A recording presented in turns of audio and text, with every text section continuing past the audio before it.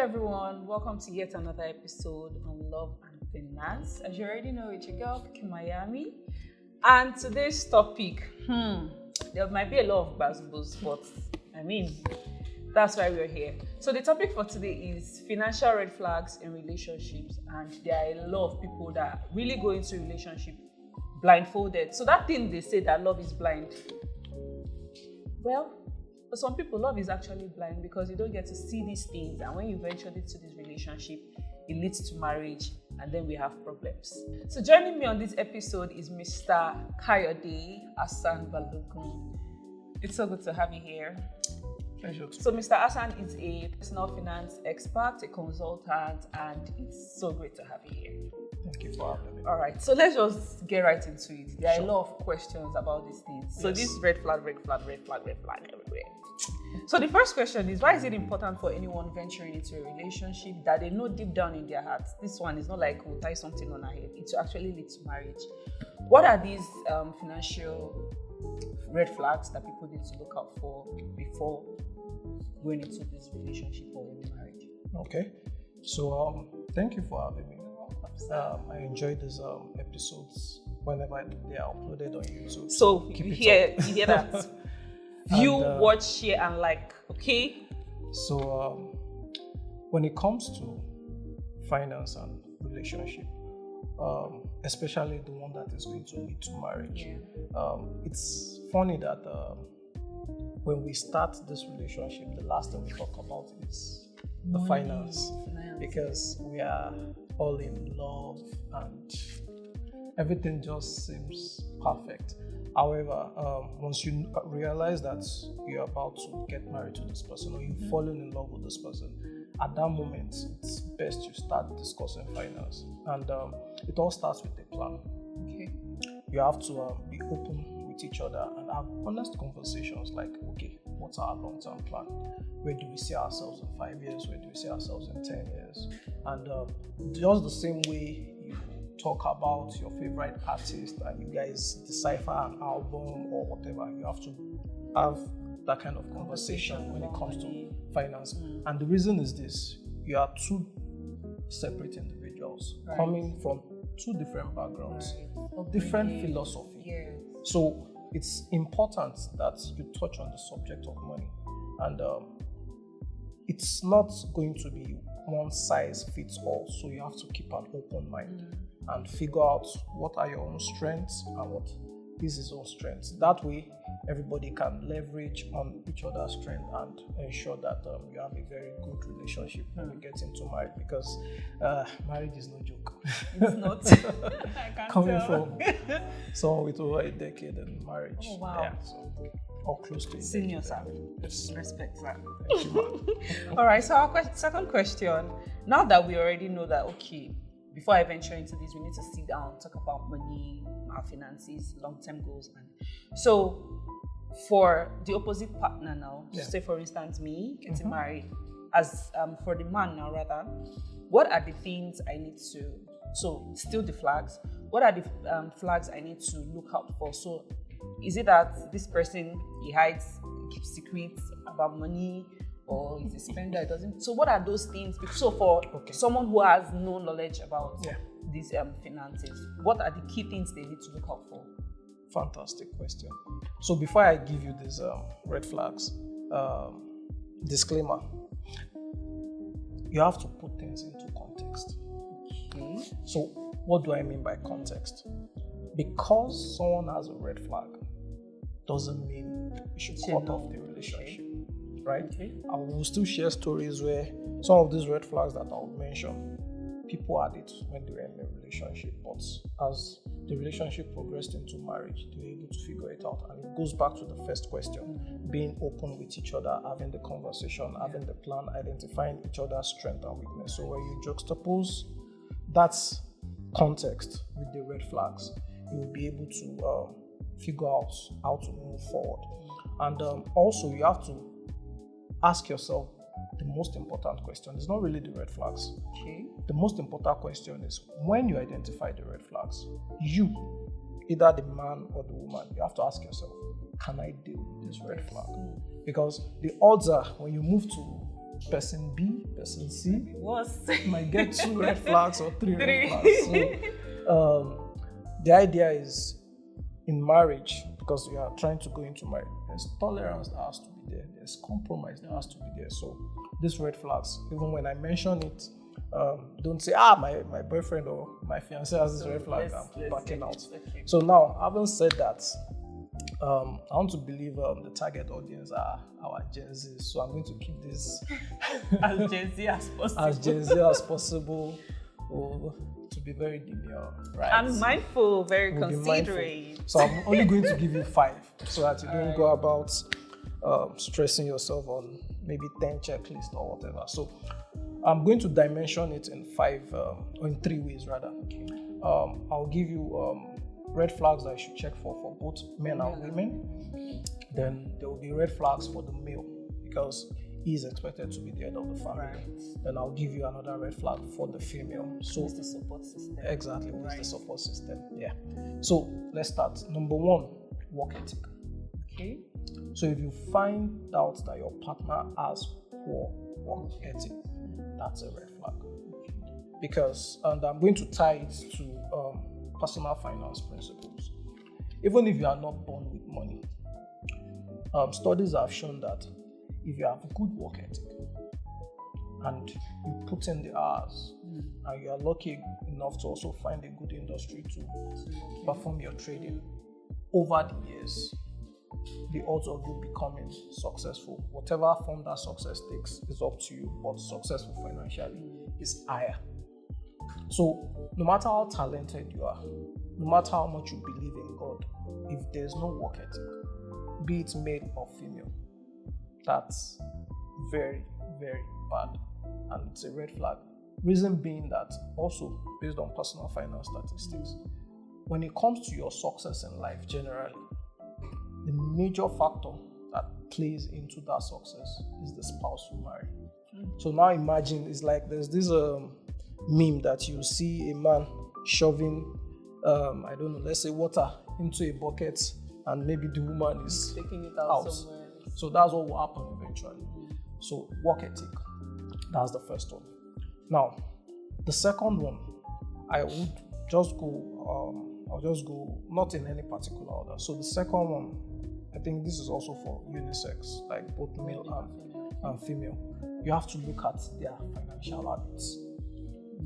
So I'm sorry, but this is the one that comes to mind now, because that's what is in vogue. When you think about men or women that are into sport betting, so you need to realize that the money that goes into sport betting, that is your, will I say, disposable cash. And ideally, your disposable cash should go into your savings and investments.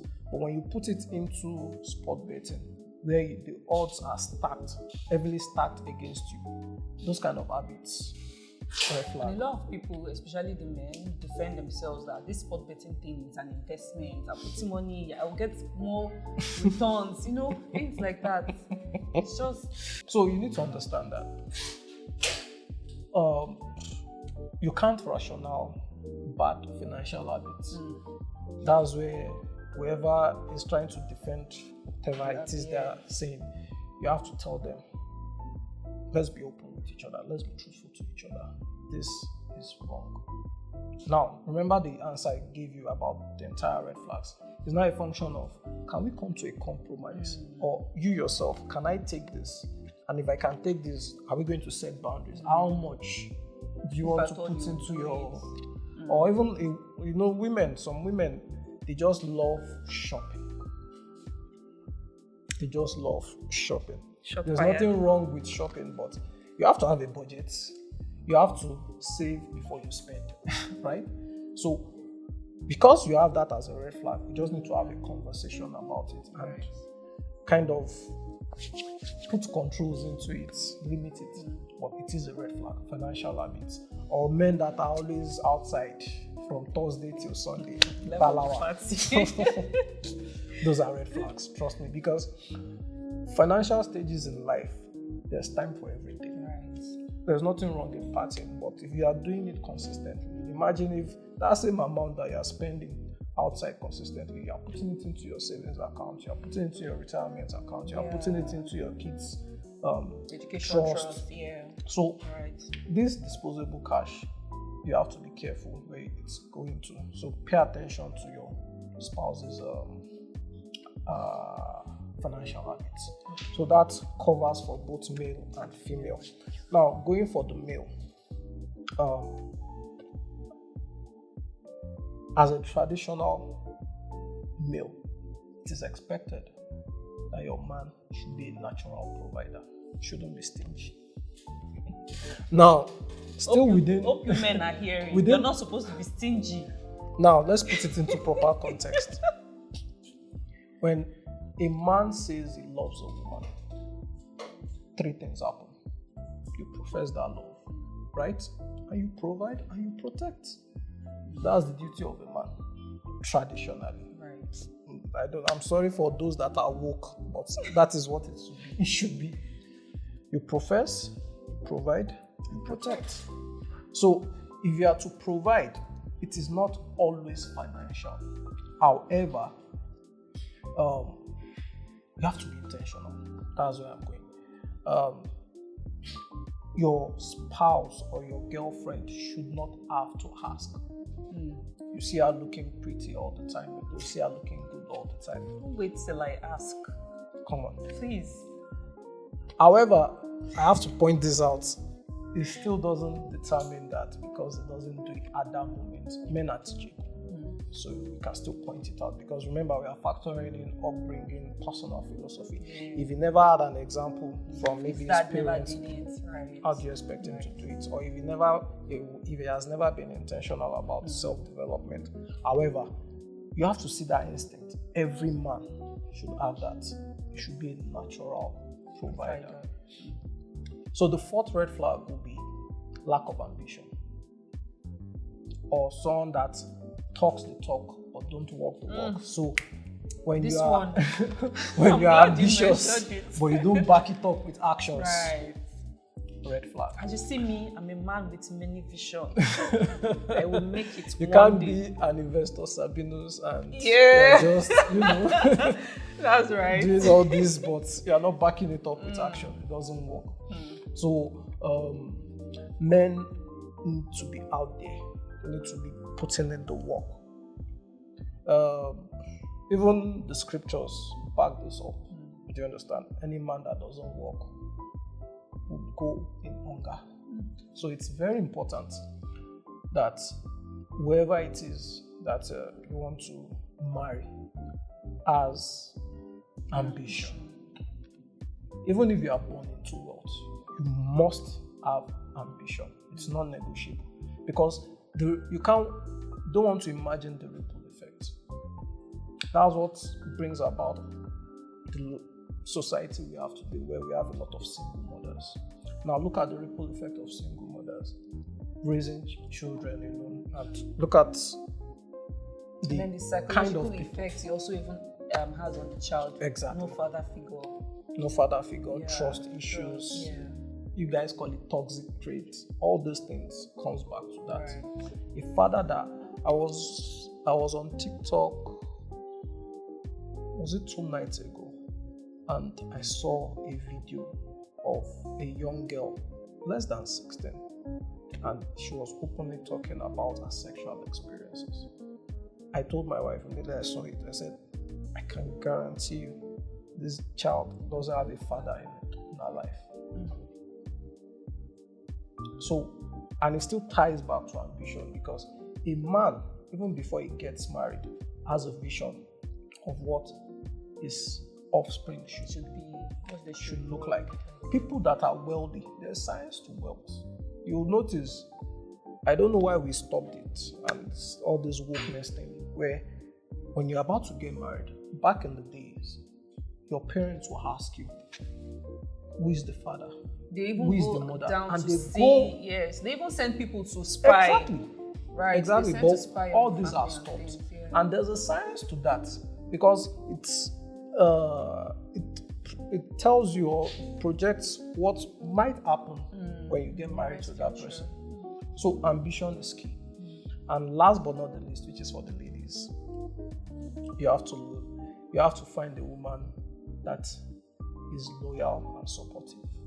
So if you have a woman that is not loyal and is not supportive, only likes you when you say, babe, let's go out, run, oh.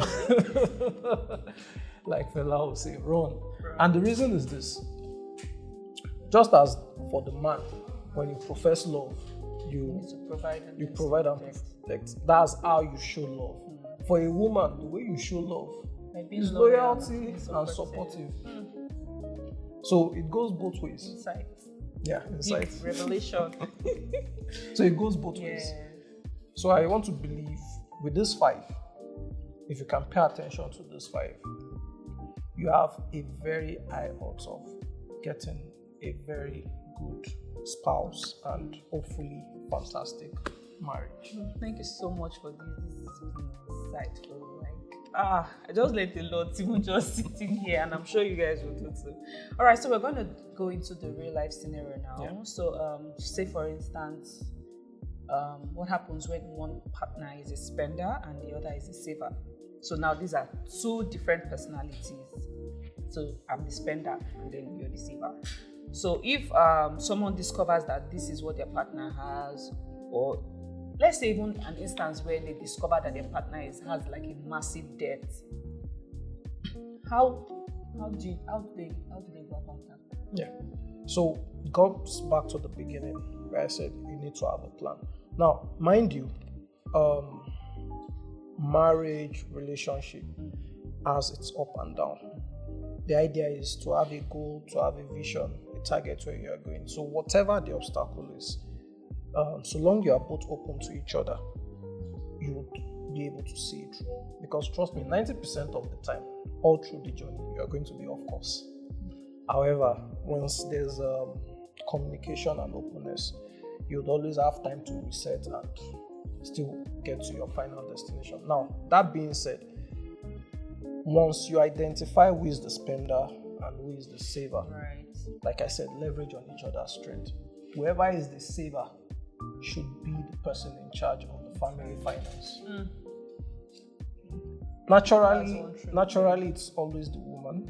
However, even if it is the man, the person should be in charge of the finance of the house. And when I said the finance of the house, from the budget that's monthly spent, and for long-term kids' school fees, children's trust, building of your own family home, all that should be with the saver.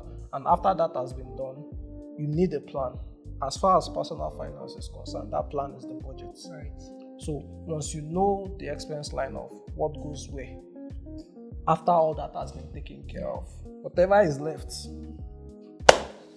take care of it. I hope you guys got that. So if you're a saver, you should take responsibilities for your finances. Do not leave it in the hands of the spender, because your eye will see when.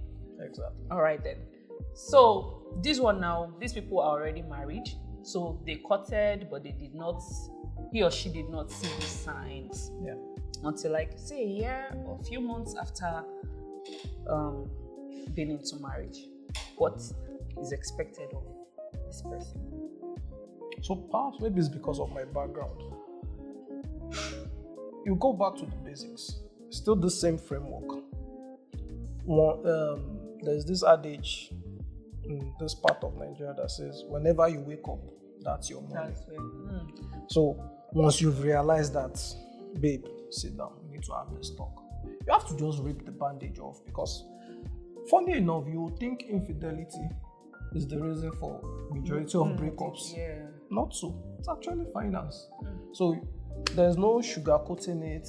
The elephant is in the room. We have to address it. So you have to just sit the spouse down and say, babe, you can't continue like this. You have to be very honest with ourselves, because at the end of the day, if you can't be honest with your spouse, I'm sorry, who would you be honest with? You will spend more time, so long your intention is to be married, you will spend more time on earth with your significant other than your sister, than your father, than your mother. So who else is more important? Who else can you be more vulnerable with if it's not your spouse? So you just have to tell the person. this is the situation on ground. It has to be addressed.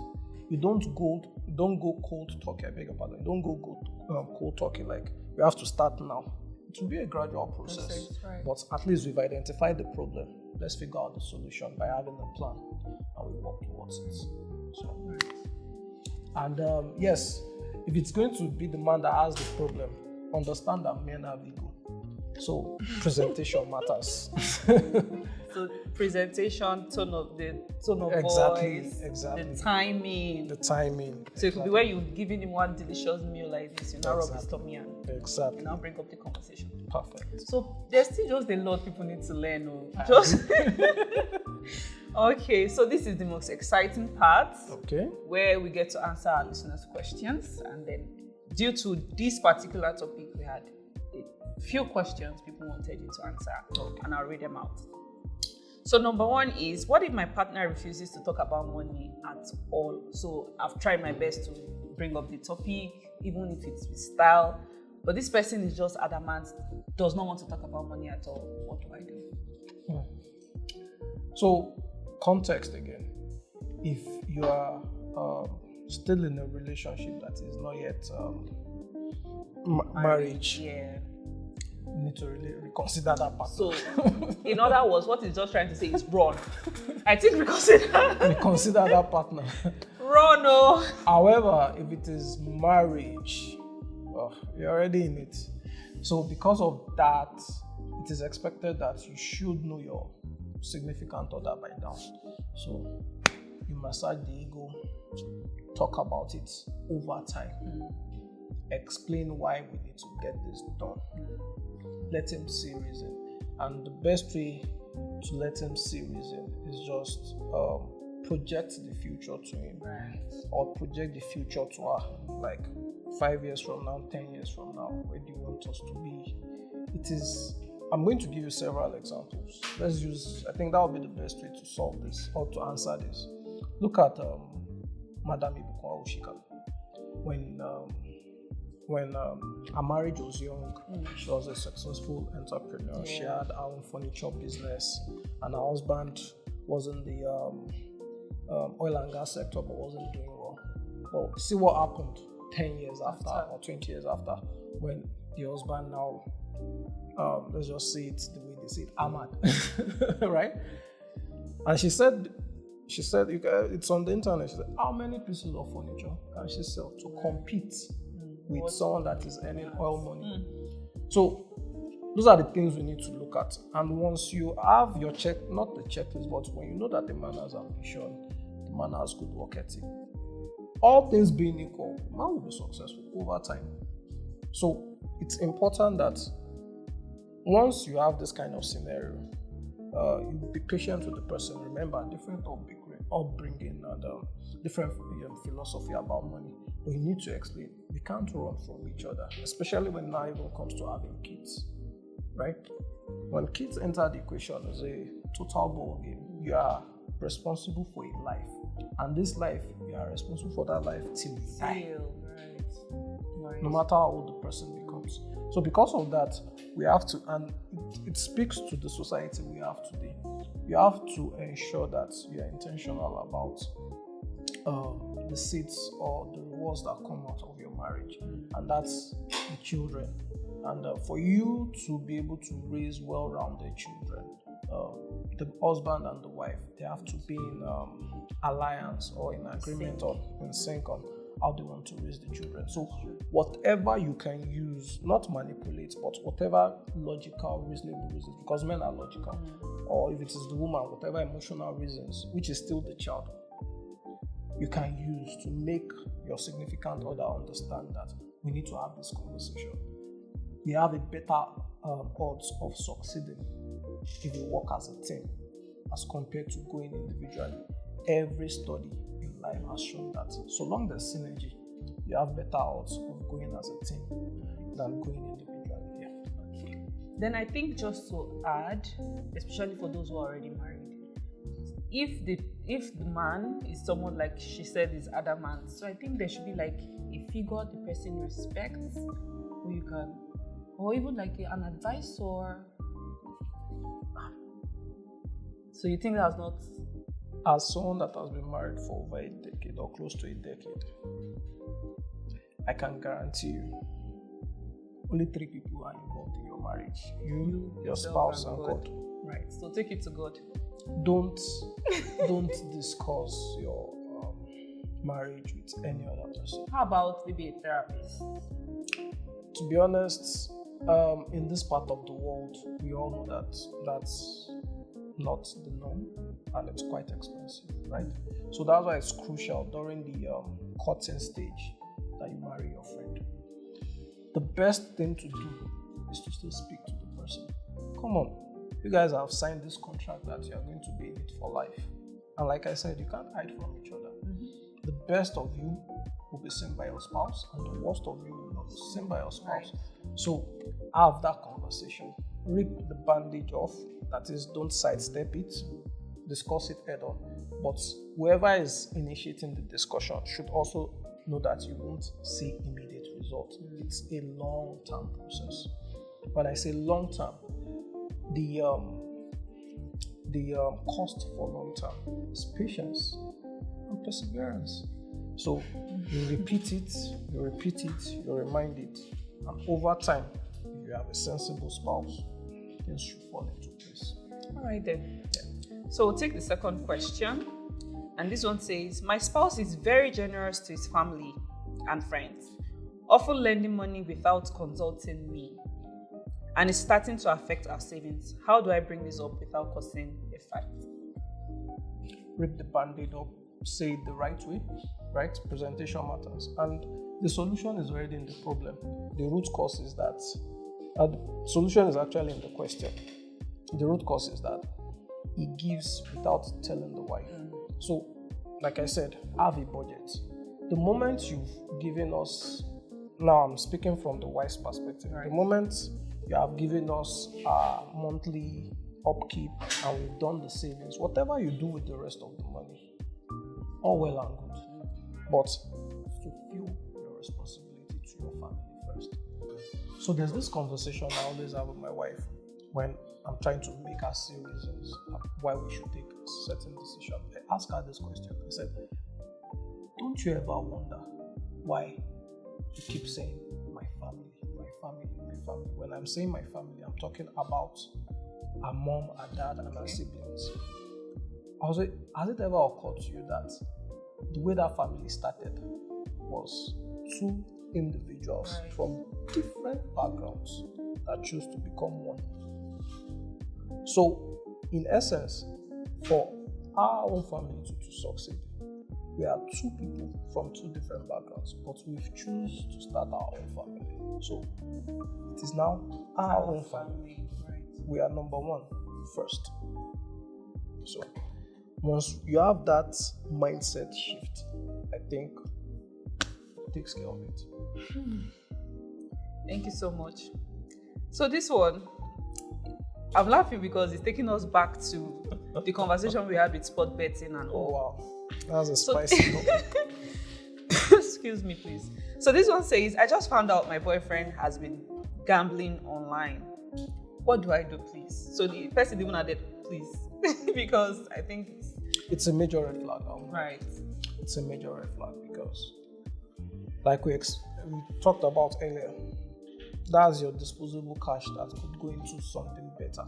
Or even if you are looking at it from an investment point of view, the idea about assessing investment vehicles or investment opportunities is to look for the one that has the better odds. And when you go down to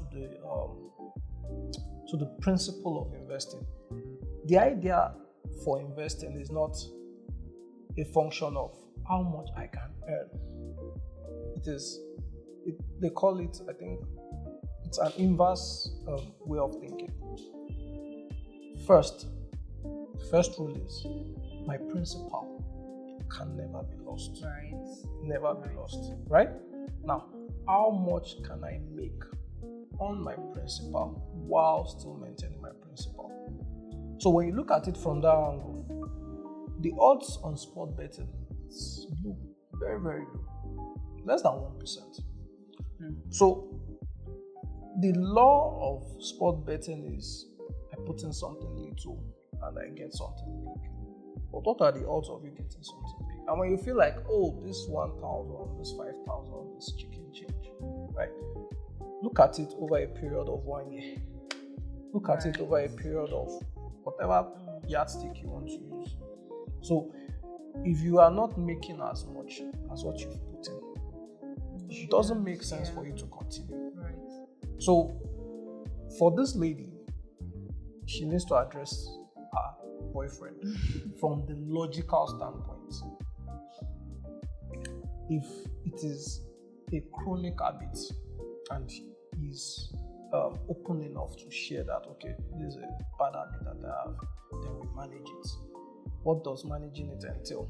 Save before you spend. Whatever you do with your disposable cash, all well and good. But what needs to be done first should be addressed. Right. However, if he's adamant or stands his ground, thank God he's a boyfriend. Like, I was just going to say it. He's still a boyfriend. Yes. You have to be very, very intentional about your life. Because, like I said earlier, majority of your success in life is tied to your spouse. So it is a colossal mistake for you to see a red flag that you could have easily avoided and you still went into it. It's a lifetime of misery. And you have to also look at the ripple effect. Yeah. It goes down to the children. So that's our answer. I hope you've heard you that asked this question. All right, the next one says, my wife is secretive about her income and never wants to contribute to joint expenses. What should I do? Wife. Wow. So, once it has transcended into marriage, for this person, he has to approach it from a state of empathy. You have to understand why. Why she's secretive. Why she's secretive. So that's the first approach. When you understand why, if it's a philosophy, then you will educate her over time. And if it is just the kind of person she is, right?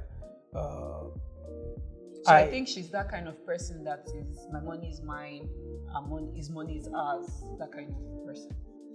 So the man would just keep trying to make her see reasons and speak to her emotional side, especially when she has children. No mother would see a child lacking and wouldn't want to pitch it. But he has to stick with empathy. Try and understand why the wife is that way and just keep re-educating her that it is best. Don't impose it, but for the success of our marriage, it is best we do this thing together. It is best, and I'll give you a good example. Still sticking to Gen Z. I don't know if you know this celebrity couple, TikTok couple, Ling and Lang. Oh yes, I do.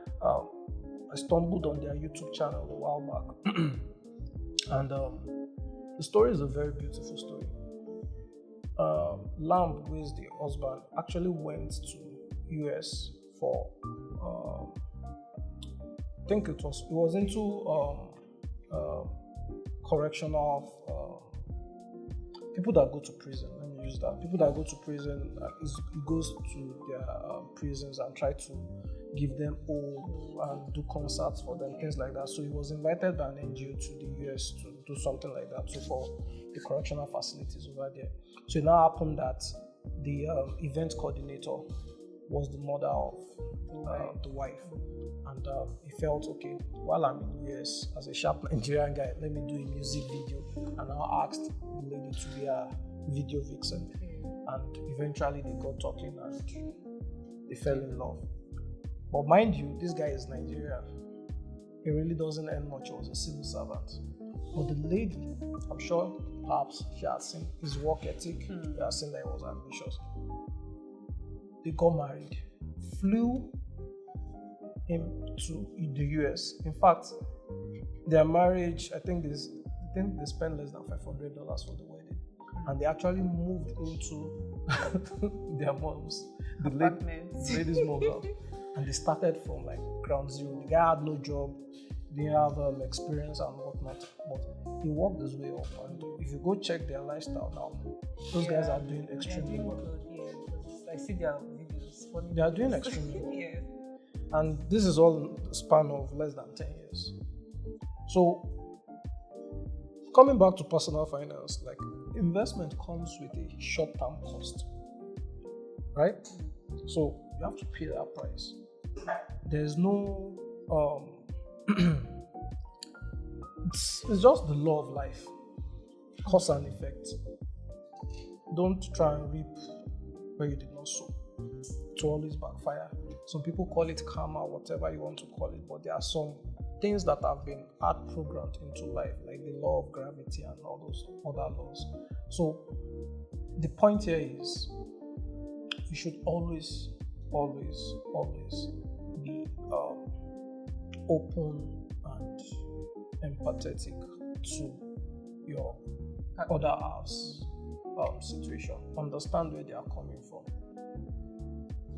One example just came to my mind again, and when you look at every situation I'm talking, it goes back to those red flags. This story talks about the lady that was loyal and supportive, and I think now that it's coming back to my mind, it forms who I am, or part of who I am, because it happened way back as far as maybe 96, 97. Back then I was in Port Harcourt. I was in primary school, so my dad worked in the bank. She had a lady, we used to call her Auntie Jennifer, a very beautiful lady. And she happened to be working in the bank and was doing well. She had a car, but she was dating a guy that just finished NYSC. And I could remember then, they used to laugh at her. And why we be dating this guy? We're at the level, class and all that. But guess what? Every time the guy comes around, he'll come to the office, because then I used to hang around my dad's office. He'll come to borrow Auntie Jennifer's car, go out in search of jobs and all that. Long story short, about, I don't know, maybe a year or two, we heard that the guy got a job at Shell. So, for a right thinking man. So who is laughing now? Exactly. For a right thinking man, this girl was loyal to me. Right. And men are big on it. Right. Loyalty and support. As far as I know, they got married then. And I'm very hopeful that they are still doing well till this day. Right. So, these things have to be put into consideration.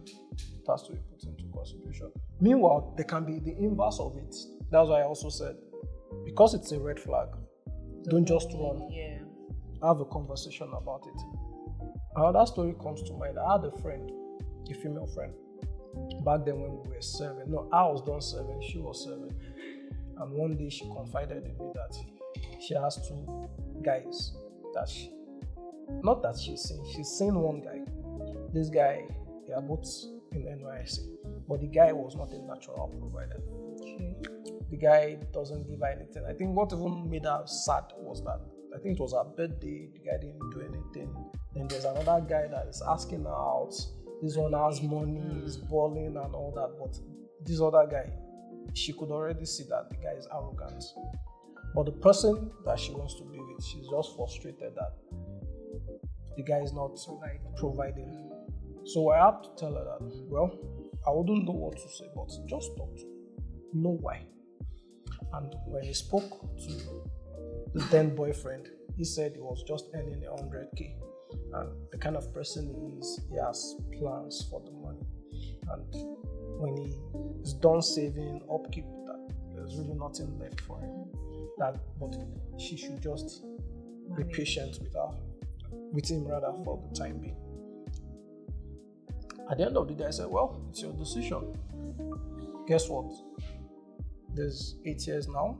They're still happily married, 2 kids, no longer in the country. Oh wow. What a story. Yeah. So you have to always have a very broad view of this thing called relationship. And ensure that these necessary ingredients that will make it successful, you have it in perspective. That is, not judging people, being open communication, and just understanding that, okay, we are coming from two different backgrounds. Our philosophies will definitely be different, but within those differences, let's get the similarities and let's have a common goal or common plan. It's been an amazing time. I know you guys didn't want it to end, but I'm sorry. It has to end right now. And this topic, I think we should do like a episode. So this is episode 4 or 5, I think. So there should be like, in that episode, there should be like series. Because the topic is broad. Yeah, it is. It's broad. I'm very interested. But I really hope that the little we've said, you're able to grab something and change your life, your marriage, the life of your partners. And Dax, thank you so much, Mr. Hassan. Thank you for having me. There's just, I took in a lot that there's no space to even breathe.